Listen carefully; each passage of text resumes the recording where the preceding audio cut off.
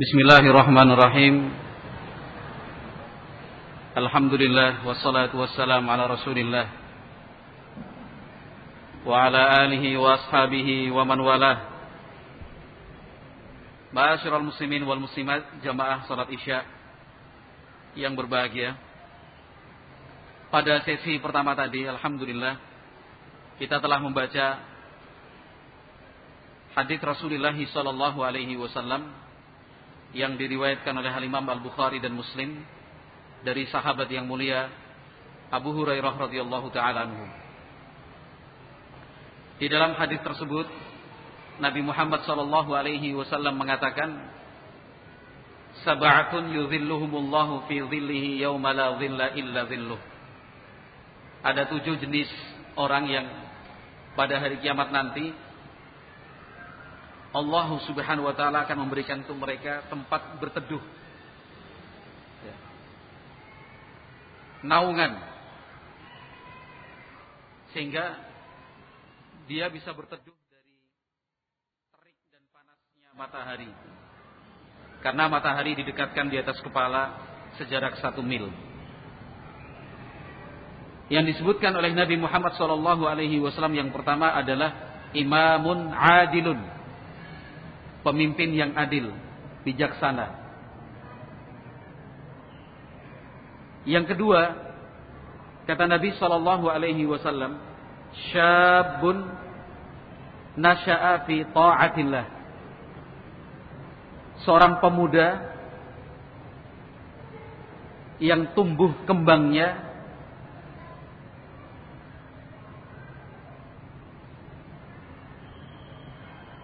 dalam lingkungan dan suasana ketaatan kepada Allah Subhanahu wa taala. Ma'asyiral muslimin yang berbahagia, kalau kita melihat dan merenungkan yang disebutkan oleh Nabi Muhammad SAW tentang dahsyatnya hari kiamat, bumi digoncangkan segoncang-goncangnya, diratakan betul-betul rata menjadi hamparan luas yang sering kita sebut dengan padang mahsyar. Manusia dihidupkan kembali dari kematian dalam keadaan tidak beralas kaki,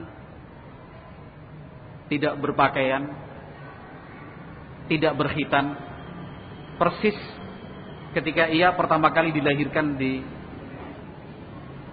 dalam kehidupannya. Nah, ini kan situasi yang dahsyatnya luar biasa. Cobalah kita bayangkan, berusaha kita bayangkan. Yang sangat menyedihkan adalah ketika kita membaca ayat-ayat maupun hadis Nabi terkait tentang hari kiamat, kemudian kita tidak mampu untuk membayangkan, tidak menyentuh hati. Itu celaka, betul-betul celaka. Tidak menyentuh hati itu luar celaka, rugi sekali. Nah, dalam situasi yang dahsyat seperti itu, Allah akan memberikan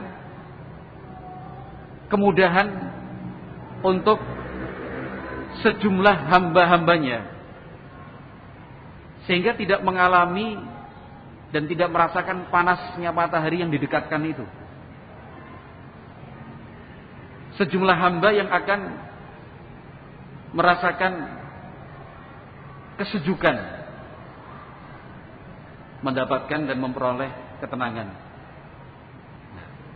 Tentunya untuk mendapatkan kesejukan, naungan, sehingga bisa berteduh, diperlukan usaha besar, amal ibadah yang istimewa. Tidak semudah yang kita bayangkan. Surga itu mahal. Dalam kehidupan dunia kita saja, semakin baik fasilitasnya, ya semakin mahal biayanya. Itu sudah sama-sama maklum kita. Ya. Semakin lengkap fasilitasnya, dana yang kita perlukan dan usaha yang kita lakukan ya harus semakin besar juga. Lalu kenapa kita bisa banting tulang setengah mati bahkan untuk memiliki dan merasakan kenikmatan dunia yang pasti akan berakhir, sementara untuk kenikmatan yang sifatnya kekal abadi selama-lamanya, lalu kita tidak berusaha untuk menyabarkan diri. Nabi Muhammad menyebut yang kedua adalah syabun nasya'a fi ta'atillah, pemuda. Nabi Muhammad menyebutnya pemuda. Bukan seseorang, bukan orang tua, bukan anak kecil, tetapi pemuda, anak muda. Karena kata para ulama, li'anna syab adatan yakunu ghaira mustaqim illa man hadallah. Karena pada umumnya anak muda itu labil, hawa nafsunya, syahwatnya, itu sedang tinggi memuncak. Ingin bebas dan merdeka, tidak ingin terikat dengan apa-apa.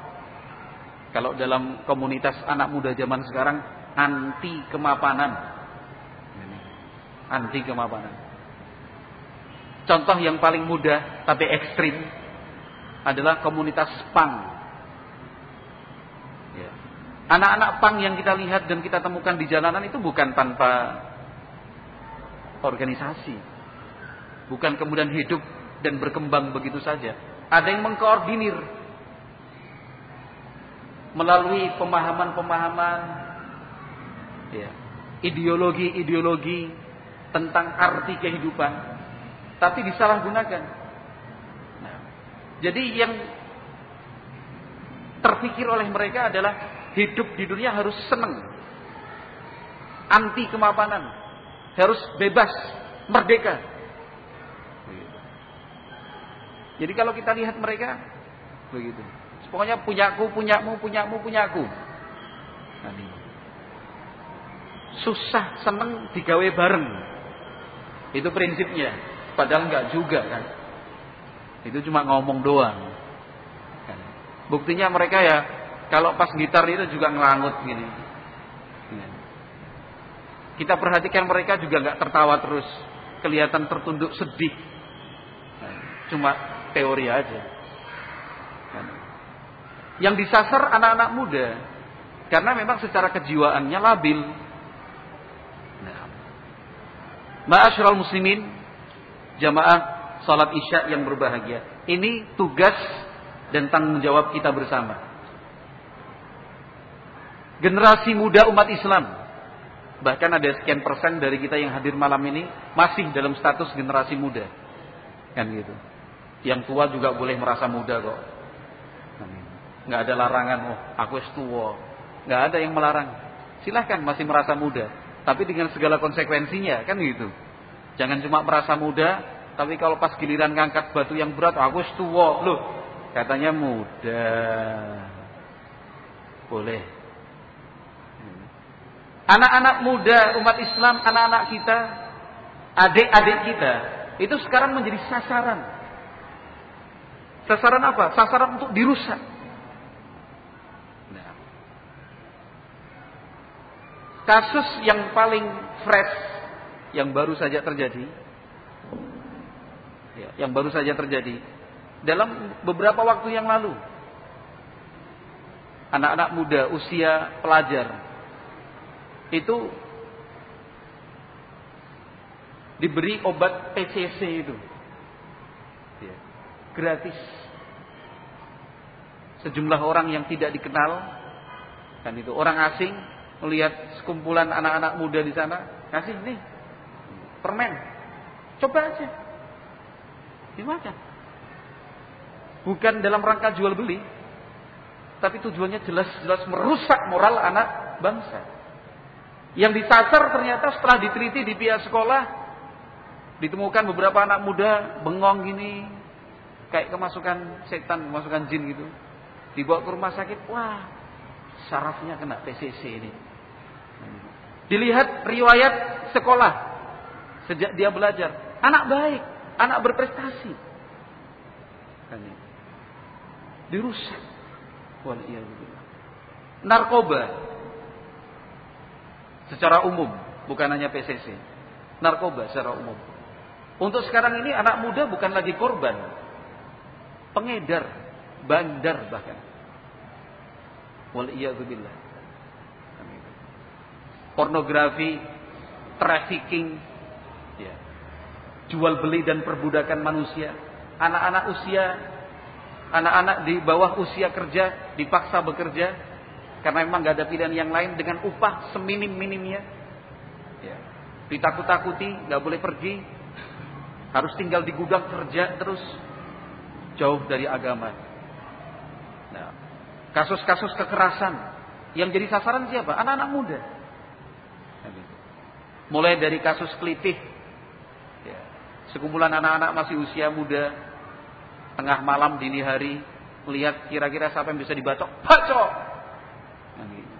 dibacok. Pelakunya yang tertangkap masih usia SMP, 12 tahun, 13 tahun, 14 tahun, banyak kasus seperti itu. Bahkan ada duel maut, ya, ala gladiator. Dan itu bukan terjadi sekali dua kali, sejak dulu sebenarnya. Cuma karena media sosial sekarang baru, nah, ya terekspos baru sekarang juga. Nah, tawuran dan segala macam. Waliyadzubillah. Anak-anak kita, umat Islam loh, dijauhkan dari masjid. Dibukalah stand-stand PlayStation. Ketika azan dikumandangkan, anak-anak masih sampai tengah malam baru pulang. Ada seorang kawan punya usaha PlayStation, tapi udah mulai sadar gitu ceritanya. Ini gimana Ustaz ya? Saya bilang ditutup lah, ganti usaha yang lain. Sudah bisa menerima ya, insya Allah. Saya punya tekad untuk menghentikan usaha PlayStation itu. Terus saya bilang, orang tua diajak kerja sama aja. Orang tua dipahamkan. Kalau anak-anaknya hidupnya, waktunya banyak dihabiskan untuk main PlayStation, itu nanti akan merusak kesehatan, merusak kepribadian, nggak akan peka dan sensitif terhadap lingkungan. Yang dipikirkan cuma diri sendiri.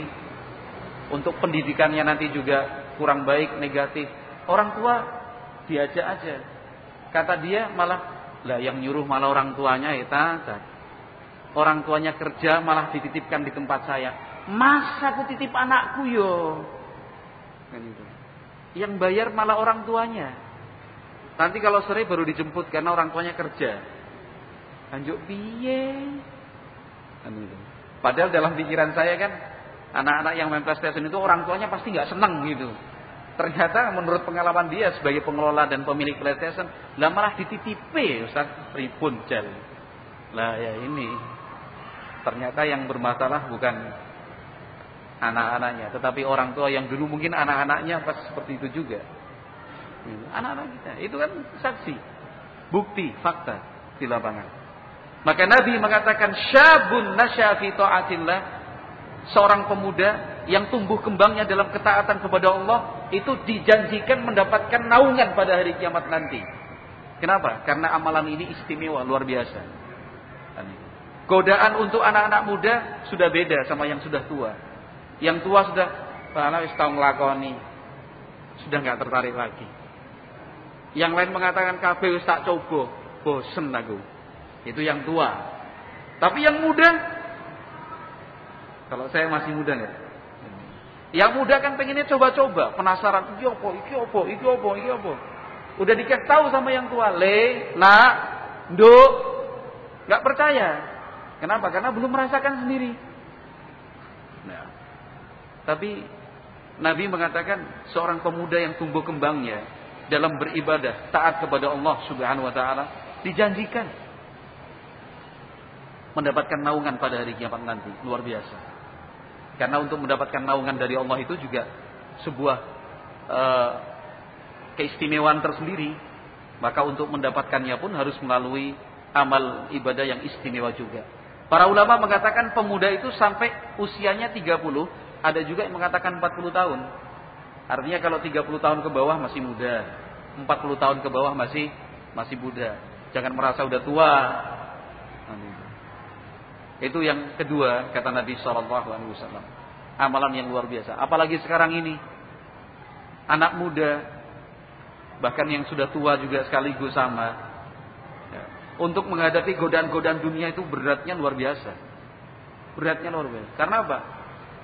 Kanan kiri, muka belakang kita, tanpa kita inginkan, kita ini digoda dengan apa? Dengan iklan, dengan promosi. Kita keluar dari rumah nggak punya keinginan apa-apa, keliling 1 jam di pusat kota Semarang, pulang ke rumah wis mikir, tuku kae, pengen ini. Kenapa? Jadi korban promosi. Promosinya nggak main-main, baliho ukuran 10x5, ya kan? Spanduknya dibuat panjang gitu.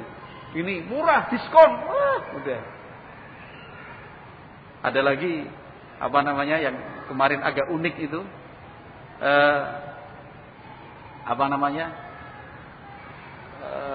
poster-poster, kan itu. Poster-poster gambarnya rumah, sama di paling pojoknya itu ada gambar wajah seorang perempuan. Tulisannya, kalau belum punya rumah jangan mau diajak nikah. Gitu. Ternyata promosi dari pengusaha properti, kan itu. Untuk jual apa? Dan jual rumahnya, tulisannya jangan mau diajak nikah kalau belum punya rumah. Kata siapa? Punya rumah itu syarat untuk menikah. Kan itu. Ini kan dicekokin ini. Di sepanjang jalan posternya begitu, di tiang-tiang listrik itu loh, Mas. Kan itu. Di kota itu penuh. Jangan mau diajak nikah kalau belum punya rumah. Terus-terusannya rumah murah, DP cuma sekian, bunga 0 sekian persen. Menggunakan jasa lembaga perbankan ini. Jadi yang sebelumnya udah pengen nikah, baca kayak gitu, iya, nek urung duwe omah ra gelem aku. Ngomong sama laki-laki yang sudah melamar, ora Mas, nek urung duwe omah ra sido. Lah. Korban promosi. Godaannya luar biasa. Gak usah yang muda, yang tua-tua jenggot putih aja kadang-kadang tergoda dengan promosi itu. Iklan. Dan yang namanya iklan atau promosi itu pasti gambar, desain dan bahasanya itu pasti menarik. Sampai syarat dan ketentuannya ditulis paling kecil di bawah. Kan itu. Wah, bombastis. Apa? Wah, dikejar ternyata kan ada syarat dan ketentuannya. Syarat dan SK plus K berlaku. Syarat dan ketentuan berlaku. Loh mana? Ini loh Mas, tulisan paling kecil di bawah. Paling murah, bonus ini. Godaannya luar biasa. Maka yang tumbuh berkembang dalam ketaatan kepada Allah dijanjikan mendapatkan naungan pada hari kiamat yang dahsyatnya sekilas sudah kita dengarkan bersama tadi. Maka untuk panjenengan orang tua yang sekarang ini memiliki putra-putri sedang belajar agama di pondok-pondok pesantren, berbahagialah. Ya kan? Anak-anak kita yang di pondok pesantren sedang kita bantu, kita dukung, kita kondisikan untuk tumbuh kembangnya dalam ketaatan kepada Allah Subhanahu wa taala. Baca Quran, baca hadis, salat wajib, salat sunnah, puasa wajib, puasa sunnah. Nah, masa lalu kita sebagai orang tua kita jadikan sebagai landasan untuk memperbaiki kualitas anak-anak kita. Dukung mereka. Nah, kemudian yang ketiga, kata Nabi sallallahu alaihi wasallam, wa rajulun qalbuhu mu'allaqun bil masajid. Seseorang yang hatinya selalu tertambat di masjid. Nah, ingin terus beribadah kepada Allah Subhanahu wa taala. Nah, yang dia rindukan masjid, bukan lapangan bola. Yang dia rindukan masjid, bukan perempatan dan pertigaan jalan raya, tempat nongkrong. Yang dia rindukan masjid, bukan warung angkringan. Mohon maaf yang suka angkringan. Jadi pokoknya kalau nggak ke masjid itu ada sesuatu yang hilang dari bagian hidupnya. Itu mu'allakun qalbuhu bil masajid. Hatinya selalu tertambat di masjid. Kalau enggak ke masjid pokoknya susah hatinya. Yang ditunggu-tunggu itu azan dikumandangkan. Kalau udah masuk masjid ingin keluar aras-arasan, males. Wes enak masjid. Bisa tidur, ya kan? Enak. Jangan sampai menjadi orang yang kalau masuk masjid enggak betah, pengennya segera keluar, Alhamdulillah. Nah, bersyukurlah Anda yang hatinya selalu tertambat di masjid. Nah, kalau ada apa-apa, pokoknya yang pertama kali diingat masjid. Ya kan? Dalam suatu perjalanan kehabisan makan minum, bekalnya dan uangnya habis, langsung ke masjid, pokoknya yang masjid sih. Kan itu. Nyari alamat nggak ketemu-ketemu, yang masjid sih. Kan itu. Sekaligus pas kebelet yang dicari masjid. Ya. Masjid itu jadi tujuan utama. Kenapa? Afdhalu biqa' 'alal ardh. Masjid itu adalah tempat yang paling afdal, paling baik di atas muka bumi ini. Ya kan? Yang berangkat ke masjid pahalanya banyak, apalagi yang berangkat dari rumah sudah dalam keadaan bersuci. Nabi Muhammad alaihi salatu wasallam mendengar informasi warga kampung Bani Salimah ingin pindah ke dekat masjid. Nabi panggil mereka. Saya dengar informasi kalian ingin pindah dekat masjid. Iya, kata Nabi, diyarakum tuktab ujurukum. Tetap tinggallah di kampung kalian meskipun jauh itu. Tetap tinggallah kalian di kampung kalian sendiri meskipun jauh, karena pahala itu tercatat untuk kalian. Akhirnya rencana pindah ke dekat masjid dibatalkan atas bimbingan dari Nabi Muhammad SAW. Makin banyak pahalanya. Tiap langkah kaki itu dihitung sebagai kebaikan dan juga dihitung sebagai penghapus dari kesalahan. Ditinggikan lagi derajatnya. Nah, sekali lagi, amalan ini juga istimewa. Amalan ini istimewa sekali. Seseorang yang hatinya tertambat di masjid, ada prosentase yang cukup besar dari waktu yang dia punya itu digunakan di masjid. Digunakan di masjid. Nah, jangan sampai kita bisa betah di tempat yang lain berjam-jam, tapi kalau di masjid nggak betah. Alasannya banyaklah. Ora penak karo takmire, arep ditutup karo dikunci lawange. Bilang aja nggak betah di masjid kok pakai alasan takmir pengen nutup pintu atau nutup jendelanya. Kan itu. Panas. Golek masjid sing ana AC ini.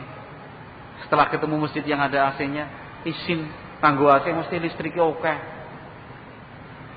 Alasan. Nah. Yang keempat, karena waktu hampir habis. Yang keempat kata Nabi sallallahu alaihi wasallam, rajulani tahabba fillah, ijtama'a alaihi wa tafarraqa alaihi.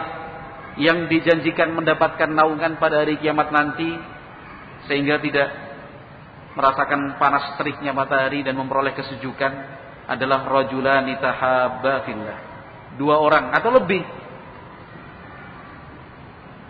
satu sama lain menyayangi, mencintai, menghargai, menghormati fillah, karena Allah Subhanahu wa taala. Ketika mereka bertemu tidak ada tujuan dan keinginan selain mengharap ridho dari Allah Subhanahu wa taala. Berpisah pun karena Allah Subhanahu wa taala, bukan karena apa-apa. Tidak ada tendensi dunia, pangkat, jabatan. Tidak ada tendensi-tendensi yang sifatnya materi. Nah, jadi nempel aja ke yang sana. Kenapa? Wonge senang meraktir. Jadi tempel terus kemana aja pergi. Kenapa? Nek pergi sama dia pasti dia ditraktir terus pokoknya. Ora tau bayar. Kenapa enggak pas? Pahit. Kalau bareng sama dia, malah kene sing bayari. Ya, jadi tujuannya bukan materi, bukan dunia, bukan harta, tetapi fillah, karena Allah Subhanahu wa taala. Nah, sama-sama ingin beribadah, sama-sama ingin taat kepada Allah Subhanahu wa taala. Nah, Orang yang seperti ini, kata Nabi SAW, termasuk yang mendapatkan naungan pada hari kiamat, sehingga dia bisa berteduh di tengah panas dan dahsyatnya suasana pada hari kiamat nanti. Ia saling mencintai karena Allah Subhanahu wa taala, bukan karena apa-apa. Ketika saya berteman dan bersahabat dengan si A, suatu saat saya disinggung perasaannya oleh si A tadi secara pribadi, tidak berkurang cinta saya kepada si A. Tidak berkurang meskipun disinggung, disakiti perasaan saya. Kenapa? Karena itu urusan pribadi. Yang kita cari, yang kita harapkan adalah lillah, keridhaan dari Allah Subhanahu wa taala. Tapi sekali lagi penerapannya tak semudah ketika kita mendengarnya. Apalagi tak semudah ketika mengucapkannya. Beratnya luar biasa loh. Ya kan? Apalagi kalau sudah urusannya duit, urusannya harta, sensitivitas kita tinggi banget. Kekancan rakete luar biasa. Ngluwi sedulur dewe. Lebih dari saudara kandung bahkan. Saudara kandungnya aja nggak begitu dekat. Ini dekat sekali. Ya. Suatu saat utang dijanjeni setahun lagi. Mending loh daripada nggak dijanjeni apa-apa. Mending kan setahun menang ya. Yo, saking dekatnya. Setahun kemudian saya butuh duit. Tak tagih Mas, wis ana duite. Burung ya. Benar-benar butuh duit cash ini. Pikir, uang itu cuma ada di dia. Seminggu lagi, Mas, piye? Burung ono. Berikutnya lagi, burung. Sampai akhirnya ketemu aja nggak mau. Ditanya, kok nggak akrab lagi sama dia? Aku ki njaluk duitku dhewe malah kaya wong ngemis. Luar biasa. Persaudaraan dan persahabatan karena Allah itu tidak semudah yang kita bayangkan. Ya kan? Urusan bisnis kita merasa dirugikan. Usaha bareng-bareng bersama-sama. Ya kan? Ada perasaan-perasaan yang mengganjal di hati. Hanya karena urusan itu akhirnya apa? Persaudaraan itu jadi retak. Bukan cuma retak, patah, hancur berkeping-keping. Waliyahzubillah. Jangan sampai. Apa kita tidak ingin memperoleh naungan pada hari kiamat nanti? Semua kita ingin. Siapa yang tidak mau? Tetapi untuk mendapatkan naungan dari Allah harus saling mencintainya karena Allah Subhanahu wa taala. Kemudian yang kelima, kata Nabi sallallahu alaihi wasallam, rajulun da'athum ra'atun dzatu mansibin wa jamalin faqala inni akhafullah. Yang kelima adalah seorang laki-laki digoda dan dibujuk rayu oleh seorang perempuan cantik, kaya, punya kedudukan. Semua daya tarik dimiliki perempuan tersebut. Nah, kalau secara hitung-hitungan dunia nggak ada ruginya, pasti untung besar. Ayu, sugih, punya kedudukan, aman, nggak ada yang tahu. Dan itu nggak usah capek-capek nggoda, malah kita yang digodain. Ya kan? Dalam posisi seperti ini kata Nabi SAW, ketika perempuan yang dimaksud tadi mengajak dan menawarkan, bahkan memaksanya untuk melakukan perbuatan yang keji, mungkar, laki-laki tadi mengatakan inni akhafullah. Sungguh saya takut Allah Subhanahu wa taala. Padahal dorongan untuk melakukannya sudah semua terpenuhi. Apa yang kurang? Perempuan itu punya daya tarik, semua daya tarik. Ya, semua daya tariknya ada. Tetapi ditolak.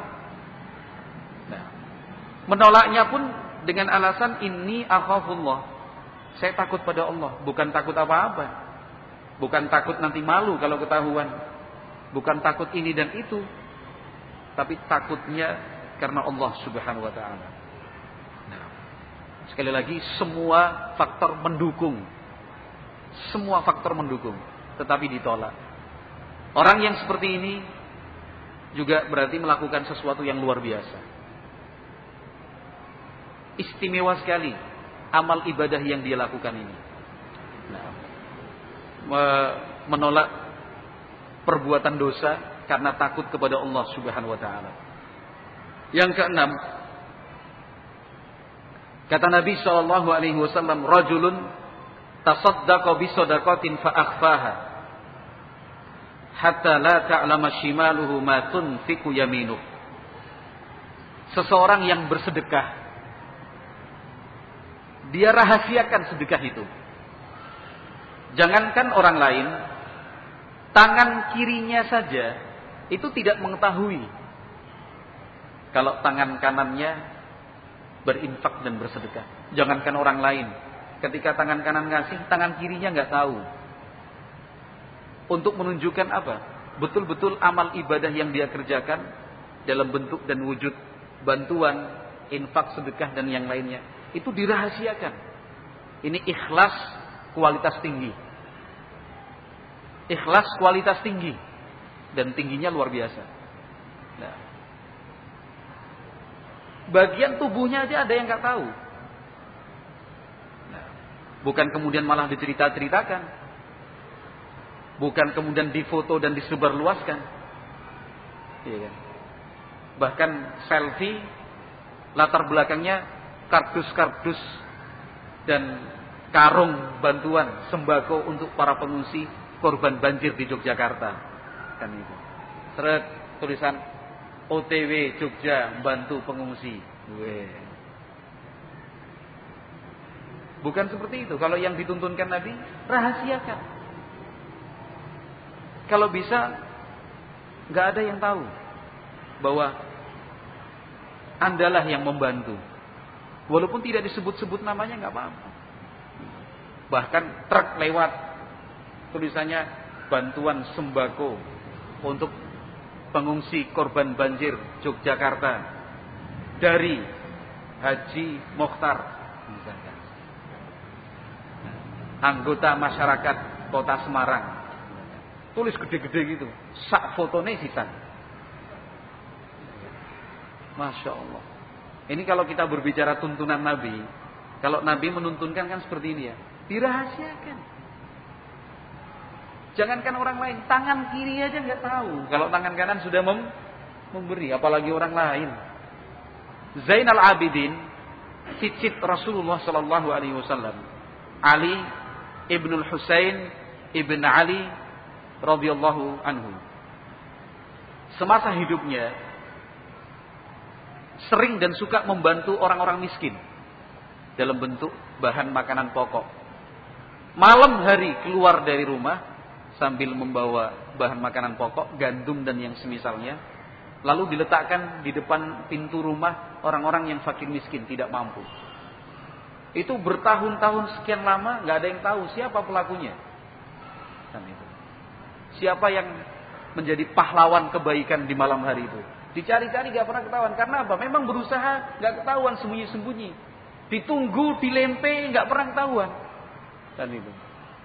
Bukan kemudian orang-orang itu tidak penasaran untuk mengetahui. Penasaran, tapi dicari-cari, dicek, ditunggu, gak pernah. Kenapa? Saking ada orang sembunyi-sembunyi. Gak ada yang tahu. Sampai meninggal. Rahimahullahu ta'ala. Itu cicitnya Rasulullah Sallallahu Alaihi Wasallam. Setelah meninggal dunia, bantuan-bantuan itu nggak pernah ada lagi. Orang-orang fakir miskin itu tidak pernah mendapatkan di depan pintu rumahnya, oh ada tepung, ada gandum, ada kurma, ada minyak zait, minyak samin. Nggak ada lagi. Setelah meninggalnya Zainal Abidin Ali ibn Husain, kemudian orang-orang yang memandikan jenazah Zainal Abidin lalu memberikan kesaksian di atas pundaknya sini, ngapal, menunjukkan bahwa semasa hidupnya sering membawa beban berat. Akhirnya orang pun menyimpulkan dialah pahlawan kebaikan itu. Sampai meninggal dunia gak ada orang tahu. Sampai meninggal dunia gak ada orang tahu. Ternyata Zainal Abidin lah yang berinfak seperti ini. Nah kita ingin mendapatkan naungan dari Allah Subhanahu Wa Taala. Ya caranya seperti itu salah satunya. Ada informasi ta'awun ayo kita membebaskan tanah untuk kepentingan dakwah. Dan itu. Usahakan membantu, kalau bisa disembunyikan. Masukkan dalam amplop, gak usah ditulis dan diketik dari. Gak perlu. Tulis saja hamba Allah atau dari seseorang.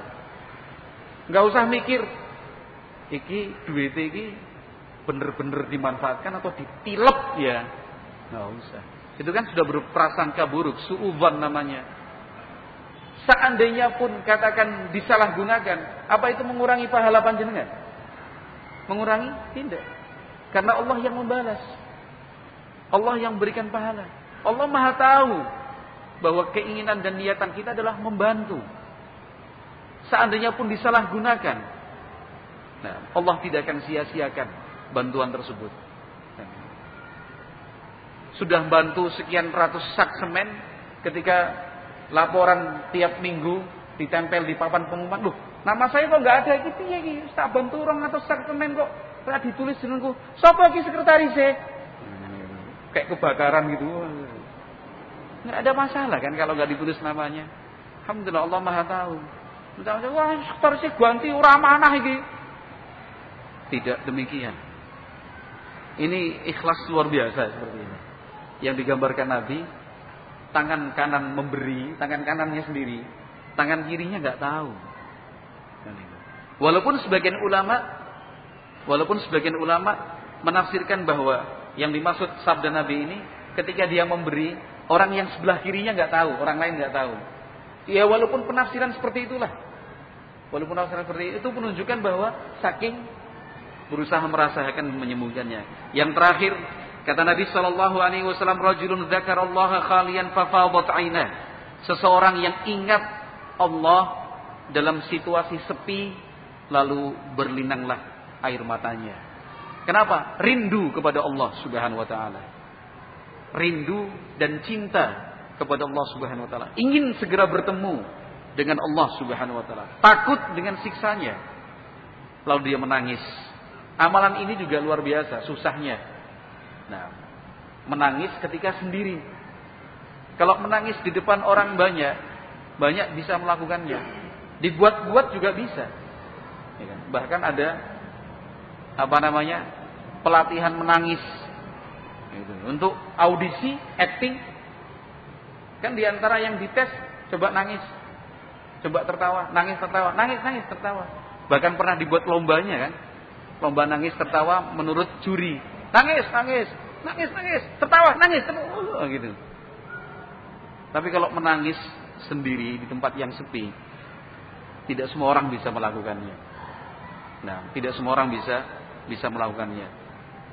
Ada seorang ulama, kalau bukan Abdullah ibnul Mubarak, kalau bukan beliau berarti Al-Fudail bin Iyad rahimahullah.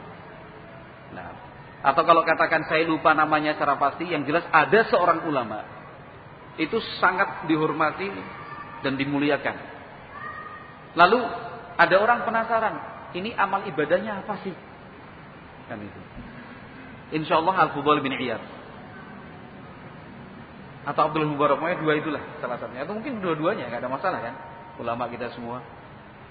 Ini amal ibadahnya apa sih? Kok begitu dihormati, dimuliakan? Suatu saat ulama tersebut pergi diikuti satu rombongan gitu maksudnya, singgah malam hari di sebuah tempat, ya, di sebuah tempat singgah gitu. Tiba-tiba pelitanya mati, lampu minyaknya itu mati, tek, begitu. Lampu minyaknya mati. Ketika dihidupkan kembali, ulama tersebut terlihat baru saja menangis. Kata orang tadi, ini alasannya kenapa dia dicintai dan dihormati. Ketika mati lampu, nangis, ingat kepada Allah Subhanahu wa taala. Maka ma'asyiral muslimin wal muslimat rahimakumullah, 7 golongan, 7 jenis orang yang dikatakan Nabi akan mendapat naungan pada hari kiamat. Tidak ada naungan kecuali naungan yang Allah berikan. Dan ketujuh-tujuhnya berat. Walaupun berat, ya kita harus berusaha. Bukan kemudian kita undur diri. Kata ora mampu aku. Nah, jangan. Ya, kita usahakan, kita upayakan meningkatkan kualitas iman dan takwa. Kalau hari ini tidak bisa, jangan menyerah. Besok masih belum bisa juga, jangan berhenti. Besoknya lagi masih belum bisa, jangan putus asa, terus begitu. Dari 7 golongan tadi, kita upayakan ada nama kita satu dari 7 golongan itu, minimalnya. Apalagi ke-7-nya luar biasa. Sekali lagi, amalan ini semuanya berat. Kalau jadi imamun adilun, kita rakyat biasa. Iya kan? Kalau ingin berinfak, jarang infak. Nah, itu. Terus yang mana? Digoda perempuan, imannya kuat, malah kini senang godong. Ya kan? Walaupun dengan akun palsu, walaupun dengan nomor lain, kan itu. Jadi ada 2 nomor soleh dan nomor jelek. Kalau nomor yang soleh, aneh sing isine taklim, kajian. Yang satu, ya untuk itu. Kan itu. Terus yang mana? Hatinya tertambat ke masjid, ketoke ora. Jamaahnya sering telat. Sering telat, jarang zikir, metune nomor 1. Enggak ini. Ketika sepi di tempat sunyi menangis, ora tahu gitu, enggak pernah. Terus yang mana? Kan itu. Yang mana? Ya kita upayakan, kalau nggak bisa sekarang itu tadi prinsipnya. Kalau nggak bisa sekarang, mudah-mudahan besok bisa. Kalau bisa, mudah-mudahan bisa dipertahankan. Kan itu terus. Karena bukan cuma sekali 2 kali kan, harus menjadi sifat dan karakter kita. Mudah-mudahan semua yang hadir di sini bukan hanya menjadi dan statusnya pria pendamba surga. Kalau pria pendamba surga, semuanya kita masuk status itu. Siapa yang tidak mendambakan surga? Tapi harapannya melalui kajian ini bukan sekedar dambaan saja, tapi betul-betul menjadi pria penghuni surga. Allahumma inna nas'alukal jannah wa na'udzubika minan nar. Ya Allah, kami memohon surga kepadamu dan memohon perlindungan kepadamu dari api neraka. Mudah-mudahan Allah berikan manfaat, kurang lebihnya mohon maaf. Sekali lagi ucapan terima kasih sebanyak-banyaknya untuk takmir dan pengurus masjid yang telah memberikan kesempatan lengkap dengan segala fasilitasnya. Untuk rekan-rekan, teman-teman semua, mohon sebelum kita meninggalkan tempat ini, ikut merapikan, memperhatikan kebersihan, sampah-sampahnya dibersihkan sehingga memberikan kesan yang baik dan positif. Jangan wis ono panitiane kok. Nah, itu berarti bukan mendamba surga namanya. Subhanakallahumma wa bihamdik, asyhadu an la ilaha illa anta, astaghfiruka wa atubu ilaik. Wassalamualaikum warahmatullahi wabarakatuh.